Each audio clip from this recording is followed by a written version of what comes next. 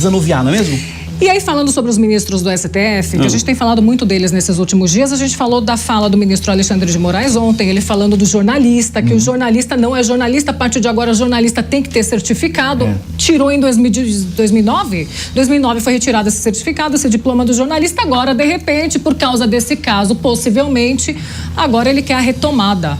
Uma reviravolta nisso. Agora, o jornalista tem que ter o seu diploma. Falamos do Flávio Dino, mas tem uma fala do ministro Gilmar Mendes também que a gente precisa dar hoje. Vamos Na falar verdade, do não é ministro... que eles querem, né? Eles estão trazendo à tona de novo essa discussão. Eles não decidiram claro, ainda. tudo bem, mas trazendo à tona essa discussão agora, eles querem a fala do ministro, trazendo à tona essa discussão agora por conta do carro utilizado pelo Flávio Dino. Quando é do interesse ao redor deles, há medidas sendo tomadas. Capcioso, né? Muito capcioso. E aí a gente tem Gilmar Mendes dizendo o seguinte nesses últimos dias. Ontem, né, Oscar Filho? Disse ontem, foi ontem. Senador eleito... Ontem, hoje. Senador eleito terá dificuldade de implementar impeachment no STF. Putz, aí Ele fica disse sério. isso, aí fica sério. O assunto fica tão sério que antes eu vou só pra dar uma... Por favor. Eu vou só fazer um... O que você acha aqui, ó? Aqui, ó, Paula, aqui, olha aqui, ó. Eu tô olhando ali na... Eu acho que tá igualzinho. Tá bom aqui, ó. Eu acho que tá igual. Exatamente. Olha. Bom. Ctrl+C, Ctrl+V. Que coisa. Muito só bom. Porque o assunto é muito pesado. É muito pesado, a gente precisa dar uma diminuída na energia aqui. Realmente, o assunto é pesado. E a gente vê essa fala do ministro Gilmar Mendes falando justamente que senadores que tiverem essa pauta de impeachment, essa pauta... pode ser que não entre em vigor.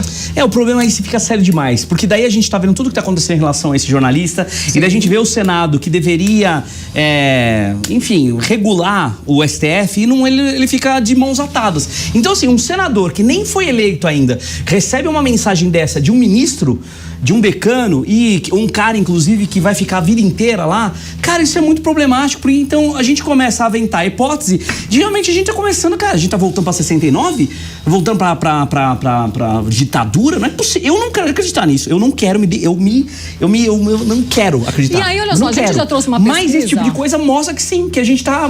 Por que ele tá falando isso? É uma ameaça isso aqui. Isso é um recado direto. A fala dele, inclusive, se você observa o vídeo, se você não assistiu, tem um vídeo que ele fala justamente isso, aí ele fala de uma forma bem tranquila. Sabe aquela pessoa meio passivo-agressiva?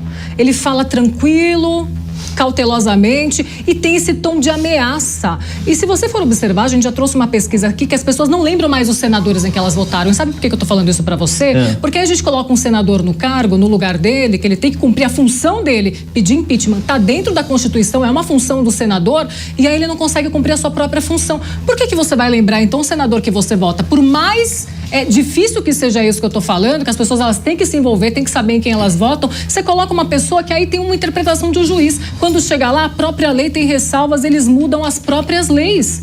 Eles mudam aquilo que que está chancelado na Constituição, como é o caso do jornalista. Pois é o problema, porque é isso, né? Como a política é muito difícil, a gente fica com dificuldade, inclusive, de falar. Eu mesmo não entendo um monte de coisa de política. A questão é, o Senado serve para filtrar, para manter o Senado, o STF no lugar dele. Teoricamente deveria ser isso.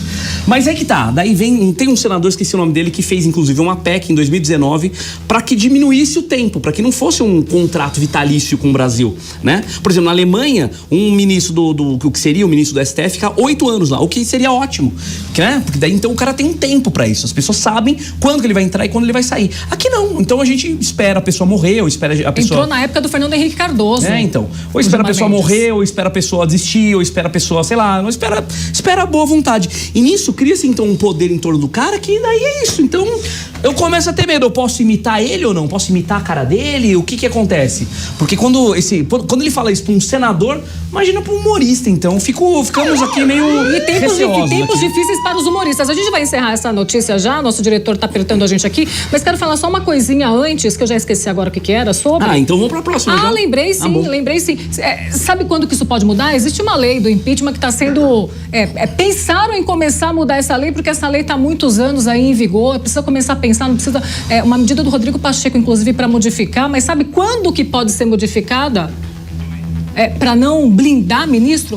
Se talvez troque o presidente E aí ele troca os ministros. E mesmo assim a gente não sabe se esses outros ministros podem ou não blindar também a si próprios ali.